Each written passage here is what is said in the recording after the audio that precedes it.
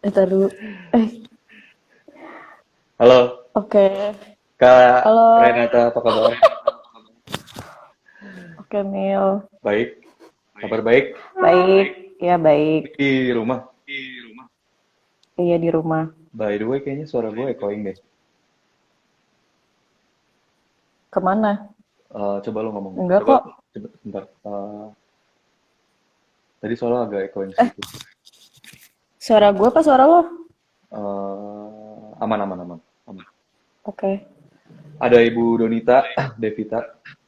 Assalamualaikum, Kamil, apa kabar? Baik, Bu, Alhamdulillah. Di sini jam 11 pagi di Jakarta, beda 6 jam. Jakarta lebih dulu dibandingkan di Inggris. Semoga semua di rumah, semoga ibu sehat dan semua yang ada di rumah juga sehat walafiat. Kita seperti biasa mulai jam 5 menit setelah waktu yang sudah ditentukan buat nunggu teman-teman yang masih pada join dan mungkin masih pada siap-siap. Eh, terus di Jakarta, di Bintaro ya? Di Bintaro gimana Kak? BSD, BSD. Di BSD aman. BSD nggak terlalu banyak Aman sih. penghuni nggak sih? Maksudnya nggak kayak kalau dibandingin dengan Jakarta yang di ibu kota yang kemana-mana pasti orang selalu padat. Iya sih, lagian selama di BSD juga kan, ini ngomongin gue apa saya ya? Ngomongnya saya dong kak. Oke, selama di BSD kan paling keliling-keliling kompleks doang. Hmm, Jadi nggak tahu sih kondisi sekitar yang orang-orang hektik kerja atau gimana nggak kelihatan. hmm, hmm, hmm. Tapi kerja sendiri aman, masih dari rumah work from home Masih atau masih dari rumah masih dan dari rumah. belum ada hilalnya sih return ke office-nya itu kapan. Oke. Karena walaupun harusnya udah bisa balik ke office karena new normal, mestinya tetap masih harus take care juga nggak sih dalam artian belum belum belum terlalu urgent kalau memang harus semuanya dilakukan di kantor lagi gitu dan sebenarnya selama Hmm. 3 bulan kemarin fine fine aja kan, nggak ada yang terhambat kerjaan. Ya mungkin ada sesatu dua hal yang harusnya bisa kita Hmm. lakukan di kantor, tapi karena ada COVID akhirnya jadi tertunda. Tapi itu nggak apa ya nggak melunturkan semangat atau nilai dari kerja itu sendiri kan sih. Enggak Dan sih, soalnya kalau kerjaan juga kan sekarang udah apa-apa virtual gitu. betul Dan nggak kelihatan lagi urgensinya untuk ke kantor. betul Palingan kalau meeting-meeting sama partner aja kalau memang partnernya request untuk ketemu betul meeting secara fisik gitu. Tapi selama ini sih belum ada kayak gitu. Dan betul untuk travel pun kita kan juga masih dibatasin ya. betul Nggak bisa travel kemana-mana jadi ya. Kayak kerja di rumah atau di kantor sih masih betul. kelihatannya sama aja. Benar, karena dengan adanya pandemik jadi belajar banyak bahwa hal-hal yang selama ini nggak pernah kepikirkan atau kita selalu mikir nggak mungkin tuh jadi mungkin sih. Kayak di sini sekolah, Hmm. saya lagi sekolah juga, nggak pernah kebayang sih kuliah bakal online semua, terus interaksi semuanya jadi online. Yang awalnya mungkin kayak, aduh nggak bisa nih kalau misalkan online semua, pasti kayak sesinya nggak bakalan jalan, atau ada poin-poin ketika diskusi yang misalkan nggak mungkin bakal kita bisa cover kalau nggak ketemu secara fisik. Tapi ternyata pas sudah dijalanin, bisa-bisa aja. Tapi memang balik lagi sih, kotak fisik em, tetap penting. Cuma di dalam kondisi sekarang, at this point, kayaknya emang the best untuk kita ngelakuin semuanya online sih. Hmm. Meminimalisasi resikonya juga dan memanfaatkan teknologi sih. Jadi Ya, nilai plusnya nilai orang-orang plusnya yang gaptek sekarang jadi betul. jadi mau nggak mau Jadi harus mau nggak belajar mau harus teknologi kan. belajar teknologi yang tadinya nggak bisa video Ah, call, jadi mau nggak mau bisa. Yang tadinya mungkin nggak pernah pakai Skype atau Microsoft Teams atau Zoom untuk ngobrol dan lain segala macam, akhirnya mau nggak mau jadi bisa. Ada Bu Dona, sedih kak mm-mm. Air Petra masih ditutup, kasihan anak-anak bosan di rumah. Betul, saya juga masih Iya. kontak-kontak sama pengelola Air Petra. Memang masih mengikuti aturan gubernur setempat. Air Petra sampai sekarang masih ditutup, tapi kita lihatlah nanti Bu, 1, 2, 3 bulan ke depan kondisi di Jakarta seperti apa dan apakah memungkinkan buat kita secepat itu untuk balik ke RPTRA atau enggak itu sih. Jadi sementara anak-anak belajarnya online dulu. Insya Allah kakak-kakaknya siap bantu 100%, 100% buat anak-anak setiap hari Sabtu via online. Itu sih. Udah jam 11.05 Kak Renata, kita mulai aja kali ya, karena Instagram itu hanya mengizinkan kita untuk live 1 jam. Kalau udah 1 jam tuh Oke. otomatis bakal keputus dan nanti sesinya bakalan interaktif. Itu sih. Kemudian untuk semua teman-teman yang hari ini join, yang hari ini nonton, terima kasih banyak. Hari ini kita angkat tema tentang air bersih. Air bersih untuk keluarga, air bersih untuk kesejahteraan kita semua, untuk anak-anak terutama. Dan hari ini kita kedatangan pembicara spesial pokoknya, Kak Renata. Kak Renata ini salah satu orang yang ada di Mejiku dari awal, co-founder juga barengan sama saya. Ada satu lagi namanya Kak Yopi. Kak Renata ini dulu S1 kuliah di ITB, kemudian S2-nya di Seoul National University ya, Kak Renata. Ya. Kemudian sekarang kerja atau punya karir di bidang air bersih dan sanitasi. Jadi ilmunya insya Allah bermanfaat dan selamat menikmati. Yang tadi saya bilang sesinya interaktif, kalau ada yang mau ditanya silakan nanti akan kita bacain dan akan kita diskusi. Kemudian kalau ada yang mau sharing-sharing silakan nanti kita bacain juga di tengah-tengah sesi. Oke, itu sih Kak Renata dan buat teman-teman semua yang nonton, mungkin waktu dan tempat saya persilakan karena saya di sini hanya jadi moderator, pembicaranya adalah Kak Renata. Mungkin untuk membuka sedikit gitu ya, karena kita ngangkat tema tentang air. Mungkin Kak Renata bisa share sedikit juga, apa sih air? Apa sih air bersih yang selalu kita dengar selama ini tuh konteksnya apa? Kemudian fungsi-fungsi air secara umum, air bersih terutama, dan jenis-jenis air. Silakan. Oke, sebelumnya saya mau special mention dulu buat teman saya yang udah nge-brief dan hasil diskusi juga, makanya ini bisa keluar materi seperti ini karena sebenarnya background saya tuh bukan di teknik lingkungan gitu kan, hanya memang kerjaan kita di bidang air minum dan sanitasi. Special mention untuk yang udah join ini ada Aryani Subagjo, Oke. namanya sebenarnya Sofi, dia itu lulusan teknik lingkungan ITB juga, satu S2-nya, dan jadi dosen juga sempat, jadi thanks to Sofi. Oke. Um, untuk mulainya gimana? Emil mau nanya atau saya jelasin atau Mungkin gimana? Kak Renata bisa sharing juga sih. Sharing awal fungsi air secara umum apa, jenis-jenis air apa, kemudian air bersih secara general itu seperti apa. Untuk Oke, pengetahuan sebelum nanti kita masuk ke mungkin tema berikutnya. oke, sebelumnya ini aja sih mau sedikit apa ya, bukan meluruskan juga. Kalau di kalangan apa ya, yang istilah yang kita gunakan misalnya di pemerintahan atau secara global itu sebenarnya bukan lagi mengacu air bersih, tapi kita mendefinisikannya sebagai air minum karena kita tujuannya adalah peningkatan akses air minum. Kenapa? Karena kalau air bersih itu sebenarnya belum layak untuk diminum dan perlu ada pengolahan lebih lanjut lagi agar itu bisa layak untuk dikonsumsi oleh manusia gitu.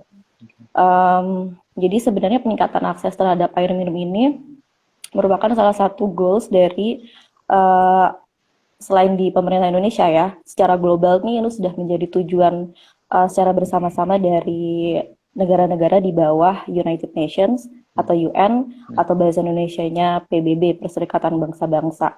Hmm. SDGs ini adalah Sustainable Development Goals atau kalau bahasa Indonesianya uh, apa?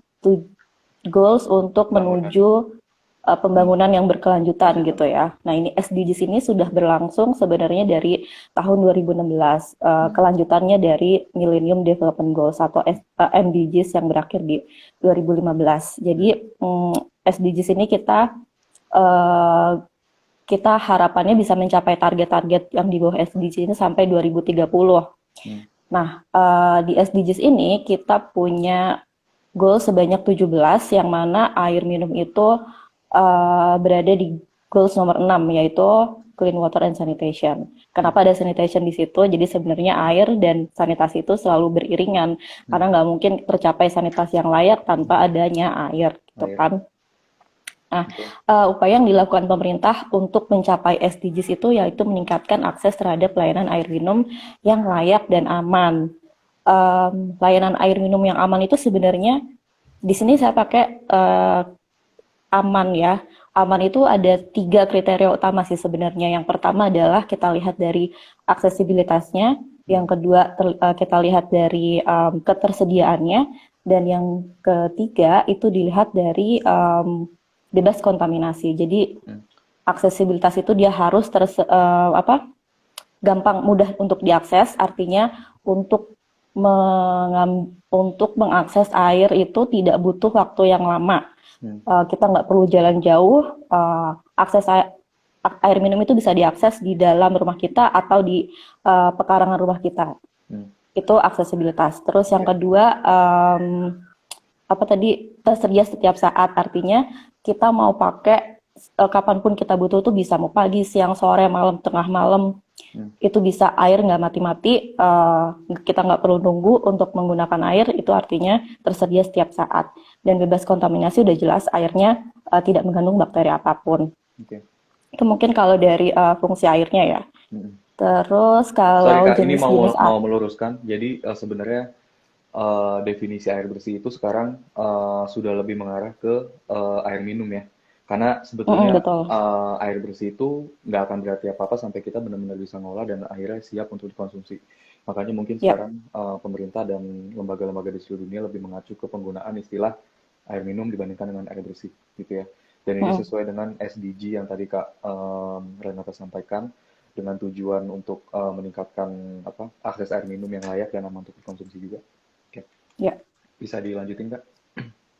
Oke, nah kalau dari jenis airnya, saya coba bikin simpel aja.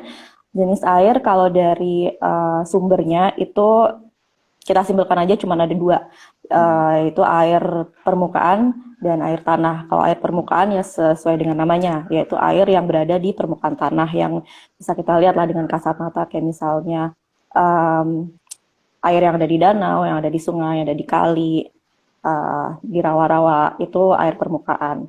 Nah, Hmm. yang kedua itu air tanah, yaitu air yang berada di bawah lapisan tanah yang perlu upaya untuk kita bisa mengekstraksi, mengambil air tersebut gitu ya. Contohnya Hmm. melalui cara penggalian atau pengeboran, seperti itu. Itu dari sumbernya. Nah, kalau jenis air dari tingkat keamanan dan tingkat kelayakannya, itu ada 5 tingkatan sih sebenarnya. Jadi kalau di JMP ya, kalau tadi saya sebutkan SDGs itu kan program yang diprakarsai oleh UN. Nah, kalau JMP ini sebenarnya juga namanya Joint Monitoring Program atau uh, program monitoring yang dilakukan bersama-sama dari UNICEF dan WHO untuk memantau perkembangan peningkatan akses air minum di seluruh negara itu sudah sampai mana sih gitu, Hmm. Hmm. peningkatan aksesnya. Nah, Hmm. di JMP ini ada namanya tangga air minum. Kenapa disebut tangga? Karena memang dia bertingkat gitu. Ada yang tingkatannya paling bawah itu kita sebut saja tangga nomor 1.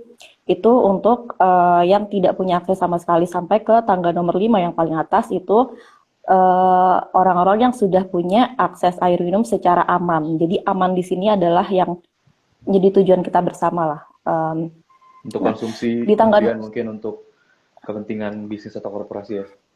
Tangga nomor ya, lima. nah aman itu tadi yang mengacu ke 3 kriteria yang udah saya sebutkan, Oke. aksesibilitasnya, terus ketersediaannya dan juga bebas kontaminasi. Itu tangga nomor 1 itu tidak punya akses. Disebut tidak punya akses jika orang-orang masih menjadikan sumber air utama itu dari air permukaan. Jadi misalnya dia masih ngambil dari danau, dari kali, tanpa adanya pengolahan, dia masih ngambil dari situ, itu kita anggap tidak punya akses. Oke. Terus ada di tangga nomor 2, naik 1 tingkat, kalau dia sudah punya akses tapi tidak layak. Jadi dia Oke. udah nggak pakai air permukaan tuh.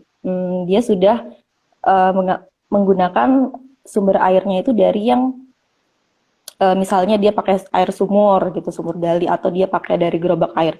Tapi disebut tidak layak karena tidak terlindungi. Misalnya dia pakai Hmm. sumur gali tapi sumurnya tidak tertutup, gerobak Oke. air tapi drumnya itu tidak tertutup. Itu Oke. jadi disebut tidak layak karena tidak terlindungi.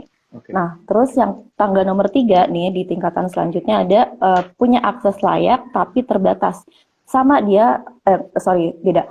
Dia sudah pakai sumur, terus misalnya dia pakai keran, tapi disebut terbatas karena butuh waktu lebih dari 30 menit untuk mengakses air tersebut. Jadi misalnya dia sudah pakai keran umum atau sumur tapi kayak sifatnya masih komunal gitu kan, biasanya nggak di rumah sendiri. Jadi jarak dari rumah ke sumber airnya itu membutuhkan waktu bolak-balik lebih dari 30 menit itu, plus sama waktu ngantri disebut. Nah, makanya itu kita sebut terbatas karena masih Masih butuh tidak diolah minimal ya 30 menit ya. aksesibilitasnya masih masih jauh gitu, masih lama aksesibilitasnya.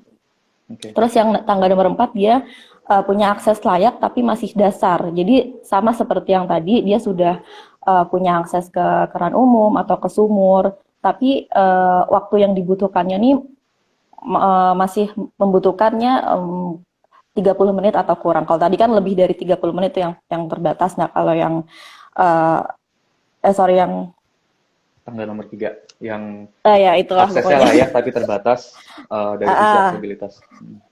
Nah, kalau yang ini tuh dia tidak lebih dari 30 menit. Itu disebut akses layak tapi masih dasar, artinya masih basic. Tapi udah layak sebenarnya. Nah, yang tangga nomor 5 nih yang terakhir yaitu punya akses layak dan dia aman. Jadi sambungan airnya itu sumber airnya itu ditempatkan di dalam rumah atau di pekarangan rumah. Dia tersedia kapan saja dan juga bebas dari kontaminasi. Mungkin ini bisa kita contohkan dengan kalau kita udah punya sambungan air PDAM tuh. Kan kita tinggal buka keran, air udah keluar kan. Betul. Tersedia kapan aja. Dengan catatan kalau airnya nggak mati-mati ya, air dari PDAM-nya kan.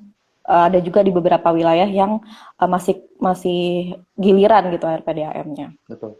Kalau udah tersedia kapan saja, itu artinya dia sudah aman.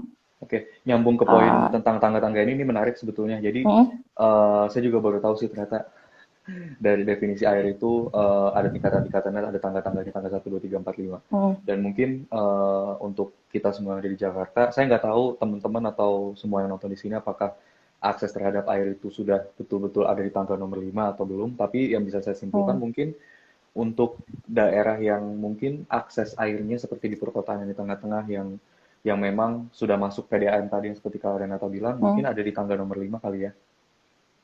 Untuk semua yang sudah Sebenarnya punya PDAM, apakah bisa dikategorikan sebagai mereka yang sudah ada di tangga 5 terkait dengan akses air? bisa ya, bisa enggak. Kalau dia akses air PDAM-nya itu enggak mati-mati, artinya sumber air bakunya masih terjaga. Oke. Kalau sumber air bakunya juga dia masih kesulitan gitu, supply-nya masih kurang dan sering mati-mati karena giliran, itu artinya kan bukan aksesibilitas, tidak bisa tersedia kapan saja kita mau gitu kan. Nah, itu berarti dia masih ada di tingkatan yang nomor 4 tuh, yang layak, belum ke tingkatan aman. Tapi kalau misalnya kita nggak ada masalah, air PDAM-nya harusnya sih sudah aman karena kualitas air PDAM itu seharusnya sudah memenuhi standar kelayakan dan aman yang telah diuji sesuai dengan Permenkes. Betul, oke. Berarti ada 3 poin penting yang tadi disampaikan Kak Renata terkait dengan penggunaan air minum, air bersih dan air minum, yaitu yang pertama aksesibilitasnya, jarak dari kita sampai bisa betul-betul mengakses air tadi, kemudian ketersediaan, apakah air itu tersedia 24 jam atau kapanpun pada saat kita butuhkan, dan yang ketiga adalah bebas dari kontaminasi. Kontaminasi itu berarti terbebas dari bakteri-bakteri sehingga layak untuk kita konsumsi, minum, cuci pakaian, kemudian mandi, segala macam. Itu. Oke, ini jelas banget sih Kak, ada 3, kemudian ada 5 tangga. Nah mungkin Kak Renata bisa sharing juga terkait dengan mungkin secara singkat tentang kondisi air di Jakarta, karena kita tahu Mejiku kan beroperasi di daerah Jakarta, di daerah Gondangdia. Nah mungkin Kak Renata bisa sharing sedikit juga tentang kondisi air di Jakarta, sumbernya tuh mayoritas dari mana sih? Karena mungkin banyak dari kita yang sekarang tuh pakai air ya udah cuma buka keran, mandi, minum, tapi kita sebenarnya nggak pernah tahu air itu berasal dari mana gitu. Mungkin Kak Renata bisa sharing sedikit tentang air Oke, di sebelum Jakarta. kita masuk ke kondisi di Jakarta, mungkin saya kasih gambaran dulu nih secara nasional, Indonesia tuh ada di titik yang mana sih untuk akses air minumnya, gitu kan. Jadi akses air minum di Indonesia ini sebenarnya kita belum 100% loh. Kita masih 89,3% yang punya akses terhadap air minum layak ya. Ini masih layak loh, masih di tangga nomor 4, Sorry Kak, bukan aman gitu. 89,3% itu akses di seluruh Indonesia atau akses Iya. apa nih? Akses air di seluruh daerah Indonesia? Akses air minum, masyarakat yang memiliki akses air minum yang layak di Indonesia tuh baru 89,3%. Ini data 2017 ya dari JMP. Oke. Jadi artinya ada 10,7% orang di Indonesia yang belum punya akses air minum yang layak. Mm-mm. Mungkin kalau secara persentase 10,7% itu kecil kan, tapi karena populasi kita Besar. besar 264 juta, 10,7%-nya tuh ada 28 juta 20. orang di Indonesia loh yang belum punya akses air minum yang layak. Mm. Perlu diingat ini masih akses air minum yang layak, artinya kita masih yang tangga nomor 4, tangga nomor 5 itu masih sangat jauh lah posisi kita. Mm. Oke. Jadi awalnya pemerintah Indonesia tuh menargetkan akses air minum 100% layak hingga tahun 2019. Nah, tapi kan 2019 sudah lewat ya, dan kita masih di angka segitu. Dan jadi kita perpanjang lagi targetnya dari sesuai dengan RPJMN atau Rencana Pembangunan Jangka Menengah tahun 2020 sampai 2024 kita punya target akses air minum layak 100%, aman 15%. Nih dicatat ya, aman tuh kita target aja itu cuma 15%, dan akses perpipaan 30%. Perpipaan tuh maksudnya akses sambungan ke PDAM.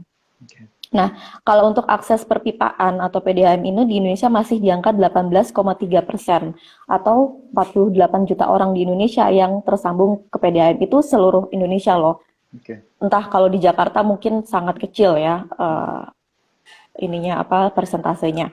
Nah, untuk di Jakarta sendiri kalau saya baca tuh sebenarnya akses ke PDAM-nya masih 40%. Jadi dari penduduk Jakarta tuh baru 40% penduduk Jakarta yang memiliki akses ke PDAM. Karena memang di PDAM-nya sendiri ke apa ya kapasitas dia untuk menyuplai kebutuhan air bersih di Jakarta tuh ya baru di angka segitu. Mayoritas di Jakarta masih menggunakan sumber air di luar PDAM, misalnya dari air tanah gitu ya, Bertahan. dari sumur. Mm. Yang sebenarnya ini kan dianjurkan untuk tidak menggunakan air tanah lagi kalau di Jakarta, karena seperti yang kita tahu permukaan air tanah di Jakarta tuh Tanahnya. Mm. tahun lalu itu kan tahun lalu setiap tahunnya kan terus menurun ya, dan Betul. kalau ini terus menerus adanya Dilakukan. penggunaan air tanah yang berlebihan ini bisa berbahaya bagi Jakarta itu sendiri. Nah, kalau di Jakarta setahu saya sih kalau misalnya di wilayah kerja saya kan pernah juga kunjungan ke Jakarta Utara, itu di wilayah Tanjung Priok. Mm. Itu mereka ya ironis juga ya, maksudnya di kota besar, kota metropolitan seperti Jakarta yang ibu kota provinsi Indonesia masih susah air gitu di wilayah Tanjung Priok itu. Mungkin Betul. di wilayah Jakarta yang lainnya seperti Jakarta Barat juga masih mengalami kondisi serupa.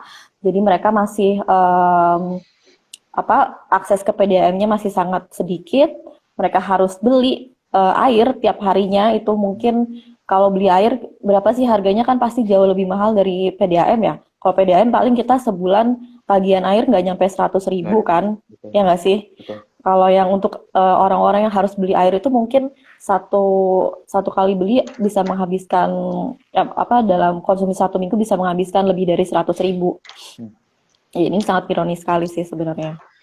Ya. Dan itu ironisnya terjadi di ibu kota gitu ya. Dan kita belum Hmm, ngomongin hmm, daerah-daerah lain, jangankan ngomongin yang jauh di Indonesia Timur, di ya. daerah-daerah sekitar Jakarta yang mungkin aksesnya hanya 1 jam pakai mobil atau pakai angkutan darat itu pun masih terjadi gitu. Dan Hmm, dan ini jadi PR, sebetulnya bukan hanya PR buat pemerintah, tapi bagaimana cara kita untuk bisa ikut membantu pemerintah menangani kondisi yang mungkin belum optimal sekarang. Bisa jadi mungkin kita semua ada di kategori di tangga 4 tadi. Kita punya hmm, akses layak dan dasar, tapi butuh waktu mungkin kurang dari 30 menit untuk bisa dapat air bersih tadi. hmm. Mungkin Kak Renata bisa sharing juga nih Kak, apa aja sih mungkin yang bisa kita lakukan di rumah dari hal-hal kecil terkait dengan penggunaan air tadi, misalkan kayak mandi, kemudian cuci baju, konsumsi air minum dengan cara dimasak. Jadi mungkin apakah ada saran-saran terkait dengan penghematan air supaya kita walaupun ada di tangga nomor 4 ataupun nomor 5, kita tetap bisa sama-sama ngebantu orang-orang yang mungkin sampai sekarang masih ada di tangga nomor 3 atau nggak punya akses sama sekali, Hmm, hmm. supaya apa ya, supaya mereka juga sama-sama punya kesempatan seperti kita untuk bisa punya akses air minum dan air bersih. Oke. Jadi mungkin saya akan jelaskan ada dua hal ya, dua poin cara kita menghemat air dalam kehidupan sehari-hari, dan yang kedua cara kita meningkatkan kualitas air. Yang pertama dulu mungkin ya, cara kita menghemat air yang bisa kita lakukan sehari-hari di rumah. Yang pertama itu dari cuci tangan. Kan di masa pandemi kayak gini justru kebutuhan air tuh tinggi Meningkat dong ya. ya, karena kan Betul. kita harus sering cuci tangan gitu kan, Betul. mau apa-apa pasti cuci tangan. Nah, pasti itu saya yakin penggunaan air akan jauh lebih banyak. Nah, cuman yang bisa kita lakukan bagaimana caranya sih ketika kita sering cuci tangan tapi bisa hemat air juga. Betul. Kalau saya lihat-lihat nih orang-orang yang cuci tangan atau kalau saya lihat di video gitu. Jadi mereka selama cuci tangan itu keran airnya pas lagi nyuci pakai Hmm. sabun itu kan selalu dibiarkan Selalu mengalir kan. dibuka Itu ya. kan selalu dibuka itu, Hmm. ya coba aja untuk membunuh bakteri itu kan, untuk membunuh virus minimal 20 detik cuci tangan kan. Jadi bayangkan setiap 20 detik air itu mengalir tanpa kita gunakan sebenarnya. Jadi yang bisa kita lakukan selama cuci tangan sebaiknya keran air itu dimatikan aja, jangan dibiarkan mengalir, dan air itu digunakan hanya untuk membasahi sabun. Jadi ketika kita pertama misalkan sabun harus dibasahin dulu biar bisa berbusa, itu air gunakan sedikit, mungkin setetes dua tetes juga udah berbusa.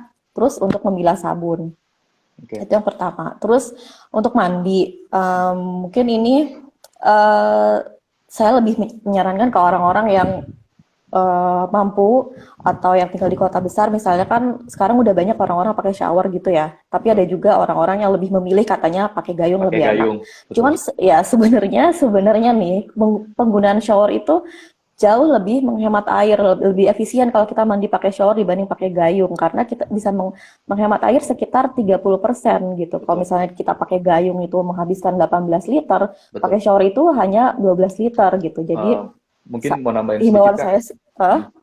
Tadi Kak Renata bilang mandi pakai gayung itu menghabiskan 18 liter, itu secara general data dari WHO di dunia, di seluruh dunia.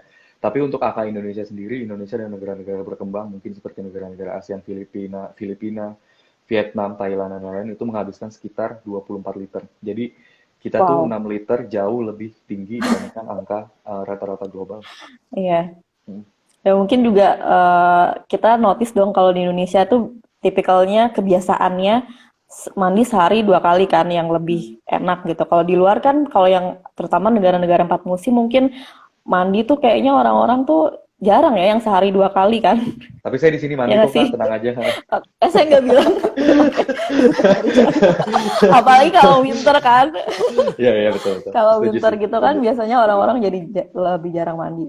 Betul, Oke, intinya betul. penggunaan shower itu sebenarnya jauh lebih efisien sih untuk menghemat air. Jadi kalau kita mampu dan ya biasakanlah kita geser sedikit kebiasaan kita agar bisa lebih maju lah gitu.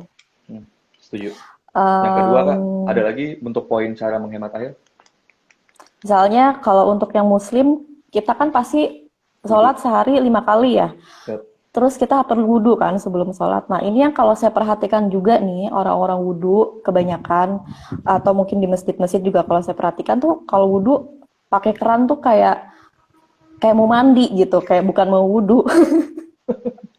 Tujuannya Sampai bagus ya, akhirnya, tujuannya memang bagus untuk mencucikan diri sebelum beribadah. iya, Tapi terkadang memang saya juga ngelihat pemakaian airnya berlebihan sih. Jadi balik lagi semuanya harus bisa dimulai dari diri kita sendiri dulu untuk bisa coba menghemat air itu. Karena kalau nggak ada satu orang yang mulai, kalau nggak ada satu orang yang kasih contoh, nggak akan punya dampak ke yang lain juga. iya betul banget. Mm-mm. Sebenarnya kan apa menggunakan air secara berlebihan itu, segala sesuatu yang digunakan secara berlebihan kan, itu kan juga Betul, tidak dianjurkan di dalam Islam ya.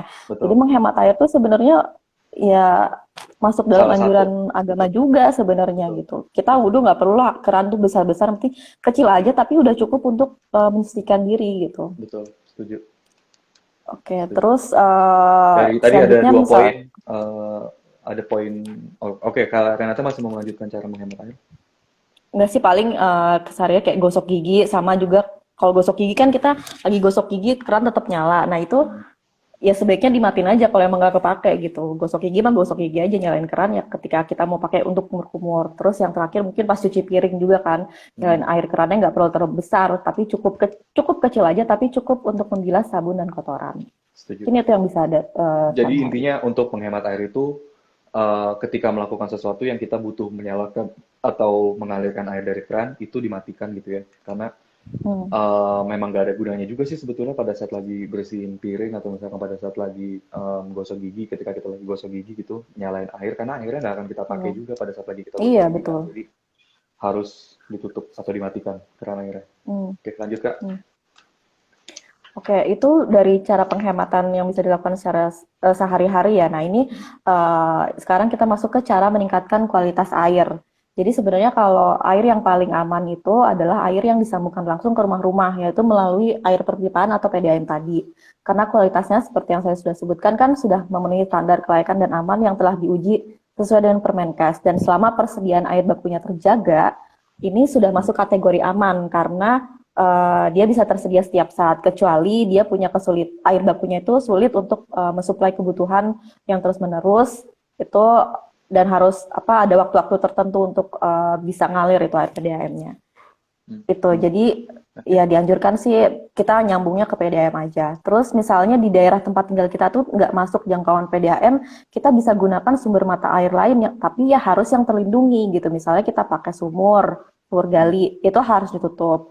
Kalau kita beli air dari gerobak air itu drumnya juga harus tertutup. Atau misalnya pakai penampung air hujan Hmm. itu juga penampungannya tuh harus ditutup. Nah ini untuk penampungan air hujan ini sebenarnya saya temukan ketika saya kunjungan ke Kalimantan kan Kalimantan itu lahannya lahan gambut ya. Ya, Jadi ketika lahannya lahan gambut itu air bersih di lahan gambut itu memang warnanya keruh dan juga kadar asamnya itu juga tinggi. Jadi agak berbahaya untuk dikonsumsi manusia. Jadi mereka untuk air bersih sehari-hari mereka nampung dari air hujan. Cuman uh, air hujan ini juga penampungannya tuh harus selalu tertutup agar dia terlindungi gitu, bebas dari kontaminasi. betul.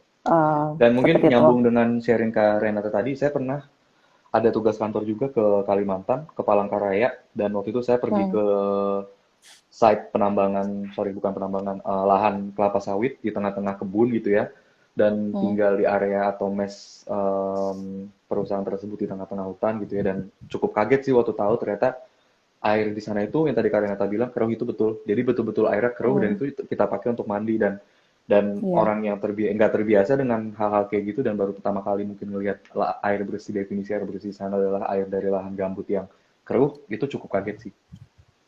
Iya, Bang. Betul, betul. Oke, Oke. kemudian ada yang mau ditambahin lagi terkait poin mengantarkan kualitas Terus air?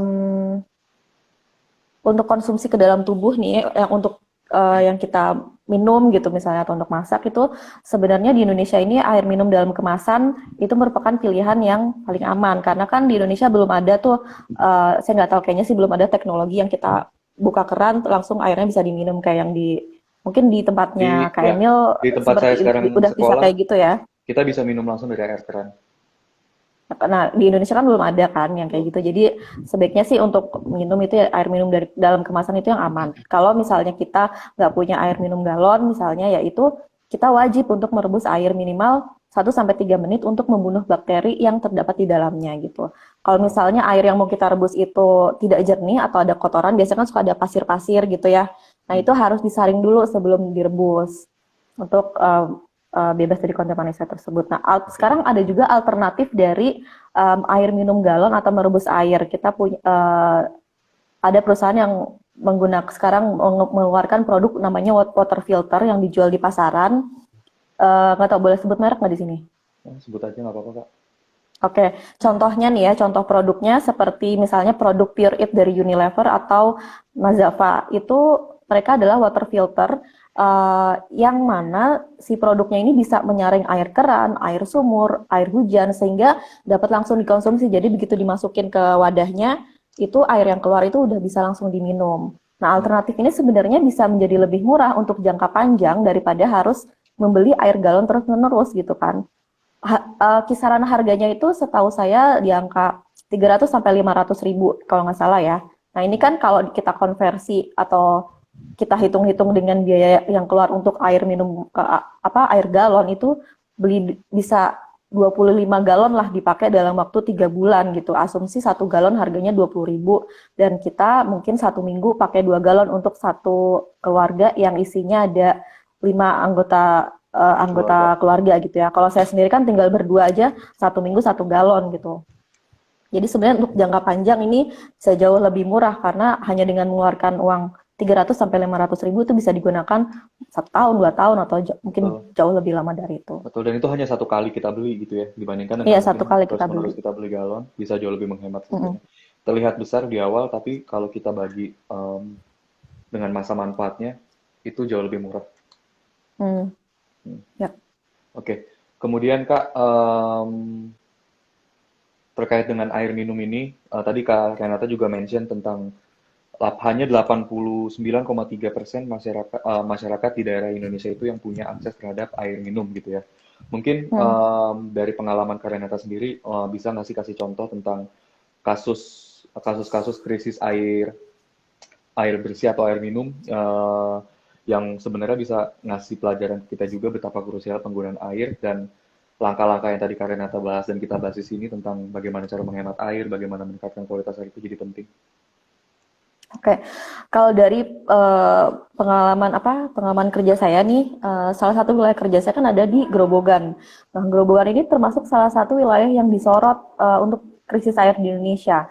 Yang paling terparahnya itu tahun lalu tuh 2019. Sebenarnya mereka setiap tahun mengalami krisis air terutama di musim-musim kemarau. Nah, kemarin ketika saya tanya mitra saya yang di Grobogan ini sekarang udah mulai nih, kan Udah bulan Juni mulai nih ya, udah mereka mulai udah masuk mulai jarang, kemarau. udah mulai masuk, udah jarang hujan, udah 1 bulan katanya mereka nggak hujan. Jadi ketika memang dari wilayahnya sendiri memang agak sulit di situ secara secara wilayah geografis itu Secara memang geografis. susah air gitu. Jadi setiap tahunnya pasti mengalami kekeringan dan krisis air ketika musim kemarau dan ini bisa berlangsung kurang lebih 6 sampai 7 bulan gitu. Nah, ketika musim kemarau tiba, warga itu kesulitan mencari air dan harus membeli air. Per bulannya mereka harus menyisihkan sekitar 400.000 untuk air nih. 1 bulan Dan ya? harga 1 bulan itu 1 bulan. menyisihkan 400.000 untuk beli air. Harga air per tangkinya dibilang 180.000 untuk 5.000 liter. Nah, karena tidak ada sumber air juga, warga tuh menciptakan apa namanya ya, disebutnya sih belik ya. Cuman saya nggak tahu bahasa Indonesianya apa. Jadi itu kayak sungai yang telah mengering, mereka cari-cari sumber air dari situlah. Nah, belik itu lubang-lubang yang digali di dasar sungai untuk mencari sumber air. Tapi lama-kelamaan Belik ya namanya tuh. persediaan air dari belik ini juga menyusut gitu. Jadi ketika warga sudah mengantri dari subuh untuk ambil air dari belik, tapi dapatnya tuh cuma 3 jerigen aja. 3 jerigen paling itu bisa dipakai kayak sehari juga nggak cukup, apalagi kalau anggota keluarganya ada 5 orang gitu kan. Nah, Betul. saya baca tuh di berita bahkan ketika yang terparah di tahun 2019 kemarin mereka karena saking sulitnya air dan harus hemat-hemat, mandi itu mungkin bisa 3 hari sekali gitu. Hmm. Bahkan mereka sampai stok tisu basah untuk mandi gitu. Sakingnya susah air di sana gitu. Jadi cobalah kita bandingkan sama biaya yang kita keluarkan per bulannya untuk air dari PDAM itu kan udah Betul. jauh lebih murah, udah gampang lagi aksesibilitasnya, tersediaan kapan aja. Nah, ini contoh nyata bahwa distribusi air di Indonesia ini memang belum merata gitu kan. Bahkan kasus seperti ini terjadi di Jawa Tengah yang nggak jauh loh dari Jakarta gitu. Betul. Gak perlulah kita cerita jauh-jauh sampai Papua, mungkin itu lebih ekstrim lagi kasusnya di sana. Betul. Betul. Dan mungkin kalau buat teman-teman yang belum tahu, Grobogan ini di daerah Jawa Tengah, Hmm. letaknya kalau lihat di peta mungkin di bawahnya Semarang ya, di bawahnya Semarang di atasnya. Iya, mungkin Ya, lebih familiar dengan Purwodadi, tahu nggak Purwodadi? ya, Purwodadi, betul. Nah, Purwodadi itu ibu kota apa bukan ibu kota, kota Kota kecamatannya kecamatannya, Grobogan. betul, Ah, betul. Itu sih. Terus kemudian ada juga sih selama ini mungkin Kak yang tanya, kita kan bumi kita itu terdiri dari 70% air, 30% daratan. mm-mm, Kenapa sih kita nggak coba mm, pakai air laut gitu? Nah, mungkin saya bisa ngejawab dulu sedikit gitu ya, karena oke. walaupun kita 70% air, tapi air yang ada di seluruh dunia itu nggak semuanya siap pakai gitu. Air Iya laut itu kan betul. nggak bisa kita pakai buat mandi, air laut nggak bisa kita pakai Hmm. buat minum karena punya tingkat garam ya, tingkat garam yang Hmm. nggak bisa serta-merta dengan pakai air dengan tingkat garam tadi kita bisa pakai untuk mandi, untuk minum segala macam. Satu, mungkin nggak baik untuk kesehatan juga. Yang kedua, Hmm. secara aksesnya pun butuh butuh butuh apa ya, butuh koneksi atau butuh alat untuk menunjang aksesibilitas tadi. Jadi nggak mungkin kan Hmm. orang yang tinggalnya jauh dari laut, kemudian Hmm. kita apa kita paksa atau kita minta untuk akses airnya datang datang sendiri ke laut dan sampai sekarang pun belum ada teknologi yang mungkin saya nggak tahu sih, mungkin Karenata bisa konfirm juga. Setahu saya belum ada teknologi yang secara komersial bisa dipakai untuk mengolah air laut menjadi air minum atau air bersih yang saya pakai. Mungkin ada tambahan dari Kak Renata? Kalau setahu saya dan setahu saya sih memang ada sebenarnya teknologi untuk mengolah air laut itu bisa jadi air tawar dan bisa digunakan untuk konsumsi sehari-hari gitu. Namanya reverse osmosis. Tapi itu biayanya mahal banget dan tarifnya Betul. mungkin bisa 5 kali lipat dari tarif normal. Saya nggak yakin di Indonesia kalau diterapkan kayak gitu mungkin biayanya akan sangat mahal ya. Kalau Mm-mm. nggak salah itu di wilayah apa sih yang Jakarta Utara tuh yang Tanjung apa Priok? sih namanya Pluit ya, Fluid, fluid, yang fluid. perumahan-perumahan besar gitu. Oh ya, fluid. Nah, itu Pantai kalau Indah nggak salah Kapuk, itu fluid. katanya Hmm. itu udah pakai teknologi apa pengolahan air laut apa sejenis lah. Tapi kan memang itu Betul. kawasan yang inilah ya, kawasan apa namanya upper class kan, kelas atas Ya, gitu. ya. Saya punya cerita juga nih yang di Pluit ini. Jadi kakak saya kan kerja di bank, jadi kan dia kayak punya klien gitu lah ya. Mm-mm. Ketika kunjungan ke kliennya yang rumahnya di Pluit itu sampai Pluit ini kan lokasi dekat laut ya. Betul. Jadi Pinggir air yang laut lah. digunakan itu air yang digunakan itu pasti asin kan. Jadi ketika dia punya kolam renangnya itu dari pakai air galon gitu. Saking saking airnya tuh memang asin. Hmm. Jadi untuk berenang pun dia harus pakai air galon. Oke. Masih pakai regalan juga ya. Mungkin karena Nata ada Hmm. beberapa yang tanya nih, ya kita belum jawab-jawab pertanyaan. Ada Kamoya, kalau menggunakan air tanah untuk mengkonsumsi sehari-hari aman nggak sih buat kesehatan? Oke, sebenarnya untuk aman-aman aja ketika apa kita kalau misalnya sumurnya itu kalau sumur kita asumsinya dia sudah kedap ya artinya sudah apa ketika dibangun itu pasti kedap dari bebas dari kontaminasi lah. Terus kalau kita mau gunakan dari air tanah ya tadi seperti yang saya bilang harus direbus dulu untuk mematikan si bakteri-bakterinya itu. Oke. Ini ada pertanyaan juga dari Kak Cia. Kak, baik nggak sih kalau air keran itu digunakan untuk keperluan memasak? Apakah proses memasak akan mematikan kuman dan bakteri secara keseluruhan yang ada di air? Tadi mungkin Kak Renata Iya, udah sedikit jawab kali ya. iya. Menggunakan air keran aman, asalkan kita masaknya selama 2 sampai 3 menit atau 4 menit. Mm, Karena mm, tujuan dari memasak dengan menggunakan air keran yang mendidih itu tujuannya adalah untuk membunuh bakteri-bakterinya. Dan itu udah terbukti iya. secara klinis sih. Saya juga pernah Mm, baca mm, penelitian dari Johns Hopkins University kalau nggak salah, mm, yang memang menganjurkan ketika kita masak, mau masak apapun, selama kita menggunakan air keran, walaupun air kerannya juga seperti di sini layak mm, atau sudah bisa kita minum, tapi ketika kita masak itu kan kita mencampur berbagai macam jenis makanan ya, mm, berbagai macam jenis makanan yang kita sebenarnya nggak tahu juga higienis atau enggak. Jadi lebih baik air kerannya tadi tetap kita masak sampai setidaknya mendidih supaya bisa membunuh bakteri-bakteri yang ada di mm. sumber-sumber makanan lain yang kita campur ketika kita memasak. Itu sih. Betul banget. Semoga Kayaknya menjawab. kebiasaan untuk merebus air sebelum dikonsumsi itu juga harus mulai digalakkan ya karena kalau saya apa ya banyak juga sih cerita-cerita terutama yang di daerah pedalaman kayak saya temuin di wilayah Sumeneb itu orang-orang lebih suka minum air langsung dari sumbernya gitu Oh gitu. tanpa direbus dulu karena katanya lebih segar. Makanya kita punya kewajiban untuk mengedukasi orang-orang yang tidak tahu gitu. Kalau Betul. mengkonsumsi air itu harusnya direbus dulu biar mematikan bakterinya. Betul. Betul. Dan sebenarnya ketika kita rebus pun benar nggak sih 100% itu betul-betul bakterinya terbunuh? Itu nggak tahu. Nggak tahu ya. Soalnya saya juga pas baca-baca banyak juga kontroversi ketika misalkan si John Hopkins tadi menunjukkan bahwa air itu aman untuk dikonsumsi setelah kita masak dan sampai mendidih. Tapi sebenarnya ada juga banyak yang bilang kalau ketika kita memasak atau misalkan kita mendidihkan airnya itu nggak 100% membunuh bakterinya, tapi at least atau Hmm. setidaknya kita membunuh hampir sebagian besar bakterinya dan Hmm. dan sehingga air air tadi layak um, dan pantas untuk dikonsumsi sih. Tapi mungkin itu untuk bahasan yang lain ke depannya terkait dengan akses atau Ya. kesehatan air bersih. Oke, Kak Renata, apalagi ya mungkin Kak Renata udah sharing banyak banget. Ini saya juga text note banyak Hmm. banget nih. Kayak nyatet ini ilmu-ilmu baru Wow. yang saya nggak mungkin tahu dan baca tapi nggak sampai sedalam itu gitu kan. Ada tangga, kemudian Hmm. ada tangga-tangga air, ada apa kategori air minum yang layak itu seperti apa. Ada tiga komponen, kemudian cara menghemat air dan Hmm. meningkatkan kualitas air. Jadi Kak Renata udah sharing banyak banget.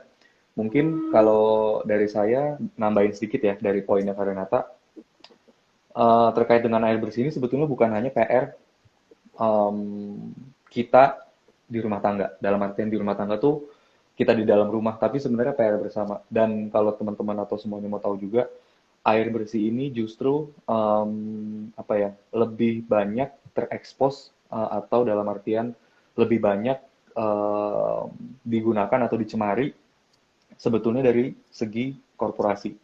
Dan makanya Hmm. segi korporasi dari segi bisnis itu sekarang itu betul-betul gencar banget mendemokan tentang penggunaan sustainable water. Kemudian Hmm. sustainable water itu nggak cuma hanya air bersih yang dipakai secara sesuai dengan kebutuhan aja, tapi lebih ke bagaimana cara si perusahaan-perusahaan tadi atau dari segi bisnis tadi itu mengakses air tersebut. Misalkan mereka ngambil akses ternyata punya air, punya kebutuhan, sorry punya kapasitas air yang cukup untuk memenuhi kebutuhan produksi, tapi airnya contohnya diambil dari air tanah tadi. Sebenarnya kan itu nggak bagus juga. Hmm. Jadi mereka sekarang Hmm. udah lebih aware masalah nggak cuma air bersihnya, tetapi lebih dari mana sumber yang mereka ambil gitu loh. Jadi Hmm. banyak juga setahu saya perusahaan-perusahaan multinasional, perusahaan-perusahaan di seluruh dunia itu yang udah punya mungkin kayak semacam waduk sendiri untuk bisa Hmm. ngasih akses tentang air untuk produksi mereka. Dan waduknya itu dipakai atau sumber airnya dari air hujan. Jadi banyak langkah-langkah yang sebenarnya udah mereka lakukan juga untuk membantu um, penghematan atau peningkatan kualitas air tadi sih dengan Hmm. cara bangun-bangun sumber air sendiri dan sumber airnya dipakai Hmm. dari air hujan ataupun kalau harus mengambil air dari air tanah atau air permukaan tadi itu dengan regulasi yang ketat dari pemerintah setempat itu sih. Dan ini buat apa ya, buat sambil ngebuka mata kita juga sih bahwa salah satu minuman yang sangat dekat banget dengan kita, ibu-ibu di rumah, adik-adik di sekolah gitu ya, dan kita semua lah di sini orang-orang Indonesia siapapun itu dekat banget dengan yang namanya minuman Coca-Cola. Hmm. Coca-Cola ataupun minuman bersoda-bersoda lain, Fanta, Pepsi, kemudian Seven Up dan lain segala macamnya. Dan kalau teman-teman mau tahu, sebenarnya produk itu adalah produk yang um, diproduksi dengan menggunakan air yang sangat berlebihan. 1 liter Hmm. Coca-Cola yang teman-teman atau semua kita dari sini bisa ambil dari kotak AS Indomaret itu menggunakan 3 sampai 4 liter air bersih. Jadi bisa dibayangin kenapa tadi yang saya bilang air bersih itu sekarang jadi concern di korporasi dan bisnis juga karena memang mereka tuh butuh sumber daya air yang jauh lebih besar dibandingkan dengan kapasitas kita sebagai orang yang ada di Hmm. rumah dan sebagai orang yang menjalankan rumah tangga sih. Jadi itu yang mau saya sharing juga ke teman-teman bahwa ketika kita beli produk suatu produk di supermarket itu sebaiknya sekarang kita juga bisa mulai aware bahwa ternyata produk yang kita makan mungkin kelihatannya nggak ada airnya sama sekali, tapi dalam prosesnya Hmm. tuh butuh air bersih. Dan air bersih tadi itu yang sebenarnya bisa jadi harusnya didistribusikan ke teman-teman atau orang-orang yang nggak punya akses tadi, tapi karena memang ada tujuan bisnis di situ, tujuan profit, akhirnya mereka ambil atau mereka gunakan akses itu gitu. Hmm. Jadi itu poin dari Itu saya sih konflik bahwa juga nggak sih sama warga sekitarnya? betul, konflik dan itu jadi masalah besar sih. Dan saya kalau boleh ambil contoh dari Coca-Cola tadi gitu ya. Coca-Cola itu punya masalah besar di India, di daerah Rajasthan. Karena kita tahu di India sering sekali, saya nggak tahu spesifiknya di daerah mana, tapi mereka sering kali kekurangan air atau kekeringan gitu kan. Dan di saat kekeringan itu Coca-Cola terus memproduksi um, apa produk-produknya dengan menggunakan air yang luar biasa besar dan jadi concern di sana karena penggunaan air di sana jadi menipis sumber airnya karena ada produksi minuman tadi. Jadi itu sih dan itu nggak hanya satu atau dua case aja dan itu hampir terjadi di seluruh dunia gitu. Kalau teman-teman mau tahu juga di Afrika kita tahu yang namanya Sungai Nil. Sungai Nil itu udah ada dari ribuan tahun yang lalu dan ada 3 negara yang em, tergantung dengan sumber daya air dari Sungai Nil. Ada Mesir, kemudian ada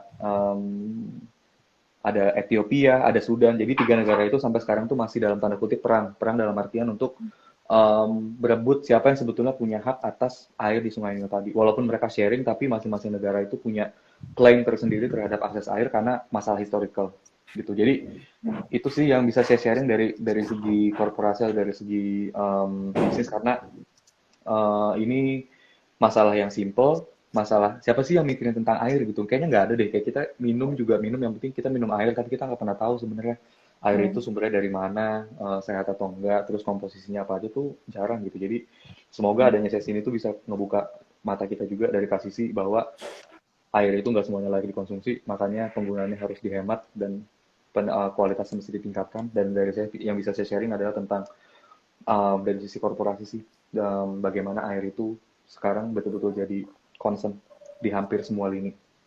Karena memang aksesnya terbatas.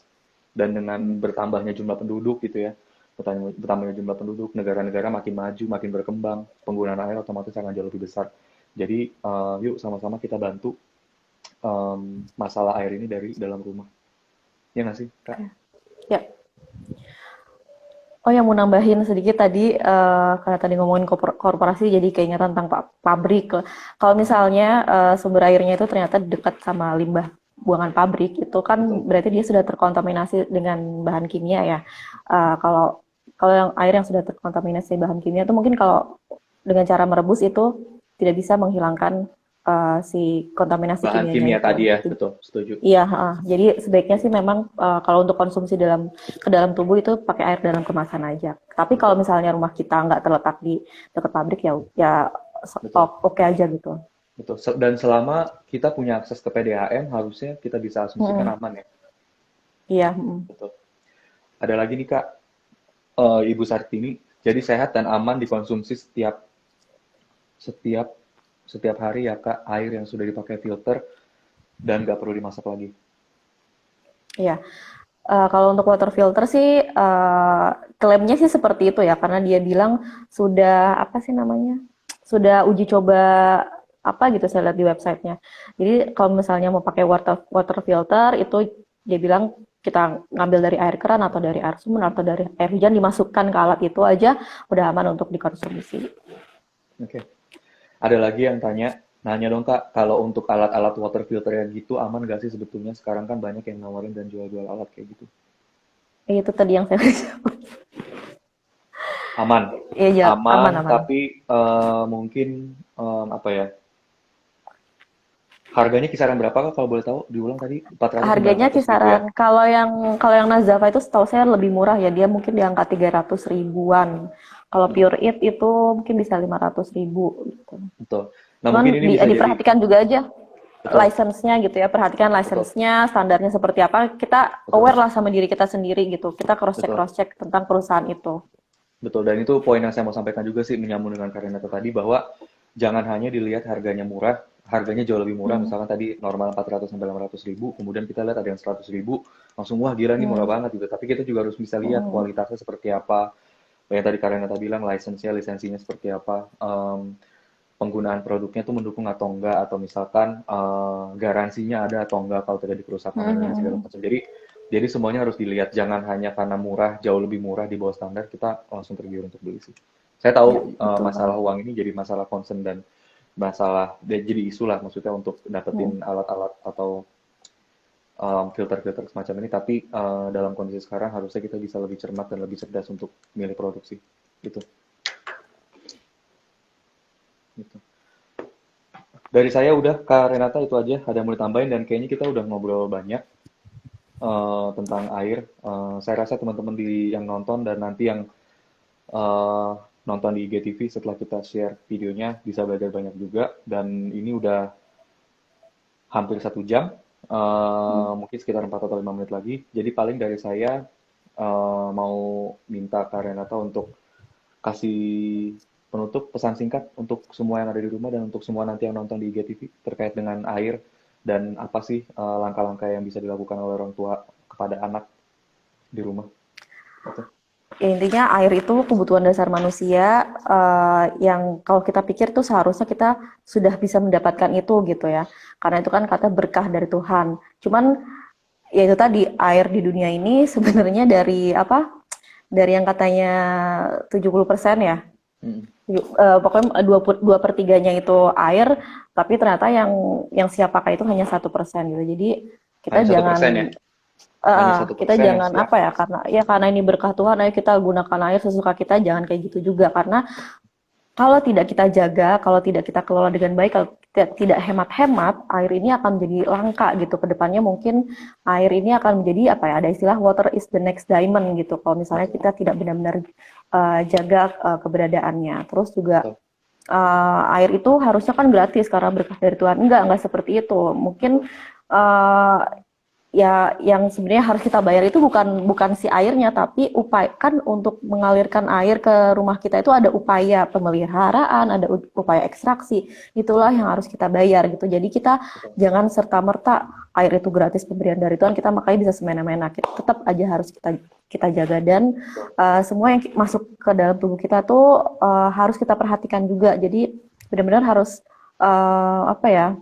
Ya harus inilah, air itu kan sebenarnya asal dia tidak berwarna, tidak berbau, terus tidak ada apa, tidak ada rasanya itu kita lihat mungkin itu aman, tapi sebenarnya enggak juga. Kalau misal air itu harus apa, lolos uji coba lab dulu kalau untuk dikonsumsi ke dalam tubuh kita, baru itu bisa kita kategorikan memang benar-benar aman untuk tubuh kita. Betul. Baik, semoga semua yang nonton dan nanti yang nonton di GTV bisa ngambil banyak pelajaran dan manfaat dari sini. Saya juga belajar banyak, yang tadi saya bilang saya take notes banyak banget ini. Dan kalau dari saya penutup, em, nggak ada tambahan dari kata-kata kasih tadi, cuma saya lebih pengen semuanya juga sadar ketika kita beli produk gitu ya, jangan hanya lihat harganya murah, tapi kita lihat juga dampak apa yang si produk itu berikan kepada lingkungan gitu. Dalam artian bagaimana akses mereka terhadap air.